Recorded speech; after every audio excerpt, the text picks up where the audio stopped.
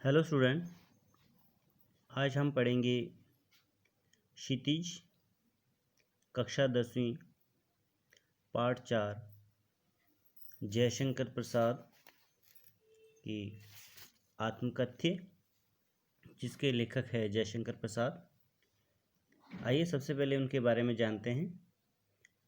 जयशंकर प्रसाद का जन्म 1889 यानी कि 1889 में वाराणसी में हुआ। काशी के प्रसिद्ध क्वींस कॉलेज में वे पढ़ने गए, परंतु स्थितियां अनुकूल न होने के कारण 8वीं से आगे नहीं पढ़ पाए। बाद में घर पर ही संस्कृत, हिंदी, फारसी का अध्ययन किया। छायावादी काव्य प्रवृत्ति के प्रमुख कवियों में वे एक जयशंकर प्रसाद का सन 1937 में निधन हो गया।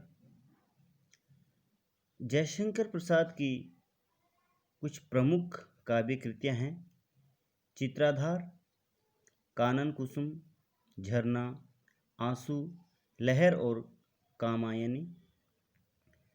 वे कवि के साथ साथ सफल गद्यकार भी थे।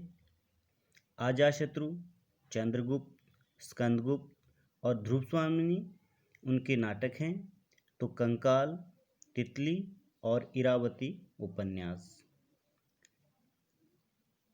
इसके अलावा आकाशदीप, आंधी और इंद्रजाल उनके कहानी संग्रह हैं। इस आत्मकथ्य में जयशंकर प्रसाद कहना चाहते हैं कि इसमें ऐसा कुछ भी नहीं है जिसे महान और रोचक मानकर लोग वाह वाह करेंगे। कुल मिलाकर इस कविता में एक तरफ कवि द्वारा यथार्थ यानी कि सच्चाई, वास्तविकता की स्वीकृति है, तो दूसरी तरफ एक महान कवि की विनम्रता भी है। तो आइए हम उनकी आत्मकथ्य के बारे में विस्तार से जानते हैं।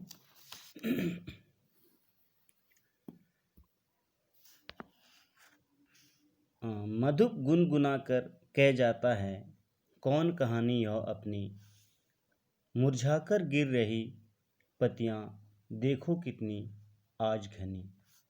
इन पंक्तियों के माध्यम से कवि कहता है कि भंवरे गुनगुनाकर पता नहीं अपनी कौन सी कहानी कहने की कोशिश करते रहते हैं। शायद उन्हें पता ही नहीं कि जीवन नश्वर है, आज है तो कल समाप्त हो जाएगा। मुरझा कर गिर रही पत्तियां देखो कितनी आज घनी।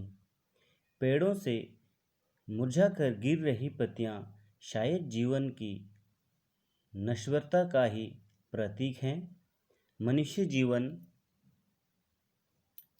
भी ऐसा ही है, इसलिए अपने जीवन की कहानी सुनाने से क्या लाभ है, कवि कह रहा है इन दो पंक्तियों में।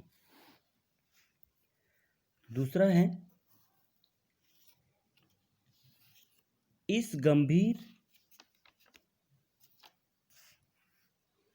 गंभीर अनंत नीलिमा में असंख्य जीवन इतिहास यह लोग करते ही रहते हैं अपना व्यंग्य मिलिन उपहास। इस गंभीर अनंत नीलिमा, अनंत होता है जिसका कोई अंत नहीं होता है, नीलिमा मतलब आसमान, असंख्य जिसकी कोई गिनती ना की जा सके। कवि इन पंक्तियों के माध्यम से कहना चाहता है, जिस प्रकार आसमान अनंत होता है, उसका कोई अंत नहीं होता, उसी प्रकार यह संसार भी अनंत है। न जाने इसमें कितने सारे जीवन इतिहास भरे पड़े हैं। इनमें से अधिकतर यह लोग कहते हैं रहते हैं अपना व्यंग्य मलिन उपहास। उपहास होता है मजाक, मलिन होता है गंदा मजाक, व्यंग्य, ठीक है। तो कवि कहता है कि इस गंभीर अनंत नीलिमा में यानी कि जिस प्रकार अनंत आसमान अनंत होता है, उसकी कोई अंत नहीं होता है, उसकी कोई सीमा नहीं होती है, उसी प्रकार यह संसार भी अनंत है। न जाने इसमें कितने सारे जीवन इतिहास भरे पड़े हैं।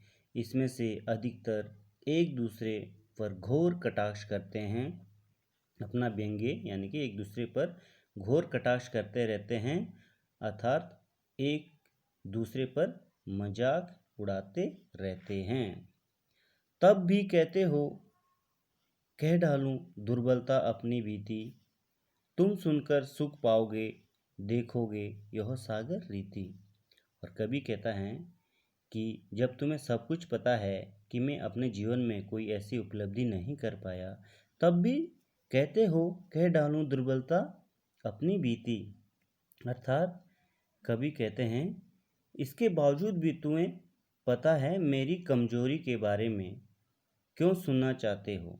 कि जब तुम्हें पता है कि मेरे जीवन में कोई ऐसी सफलता नहीं है, तब भी तुम मेरी कमजोरियों के बारे में क्यों सुनना चाहते हो। मेरा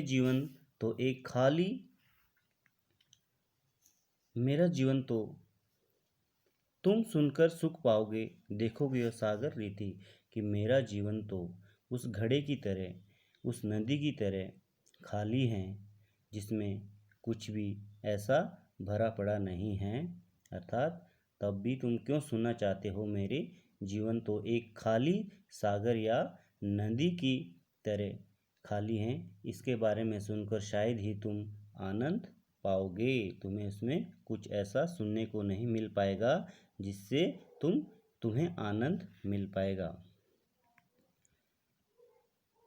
किंतु कहीं ऐसा ना हो कि तुम ही खाली करने वाले अपने को समझो, मेरा रस ले अपनी भरने वाले।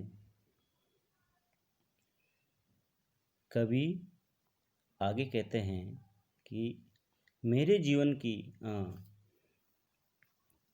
जो दुर्बलता है, एक बार फिर से देखते हैं। तुम सुनकर किंतु कहीं ऐसा ना हो कि तुम ही खाली करने वाले अपने को समझो, मेरा रस ले अपनी भरने वाले। कवि इस पंक्ति में कहना चाहते हैं कि जीवन की कमियों को सुनकर कहीं ऐसा ना हो कि तुम यह समझने लगे कि तुम्हारे जीवन में सब कुछ अच्छा ही हुआ और मेरा जीवन एक खाली कागज की तरह रह जाएगा। आइए आगे देखते हैं।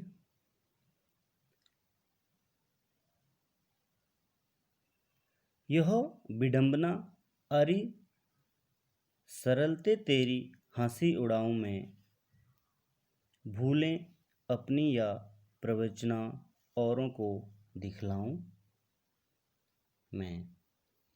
कवि इस पंक्ति में कहता है कि यह विडंबना इन पंक्तियों इस दुविधा में भी दूसरों की हंसी उड़ाऊं या अपनी ही गलतियों के बारे में, कमियों के बारे में पूरी संसार को बताकर अपनी ही हंसी उड़ाऊं, या फिर दूसरों ने मुझसे जो धोखे दिए हैं उनके बारे में दूसरों ने जो मुझे धोखे दिए हैं उनके बारे में इस भोली जिंदगी के बारे में बताऊं, या तुम्हें क्या बताऊं।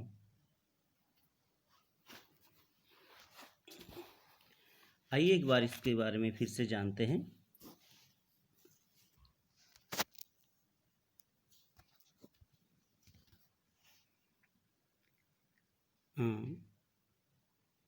इसके बारे में देखते हैं, जो थोड़ा सा ये हमें ठीक से क्लियर नहीं हो पा रहा है।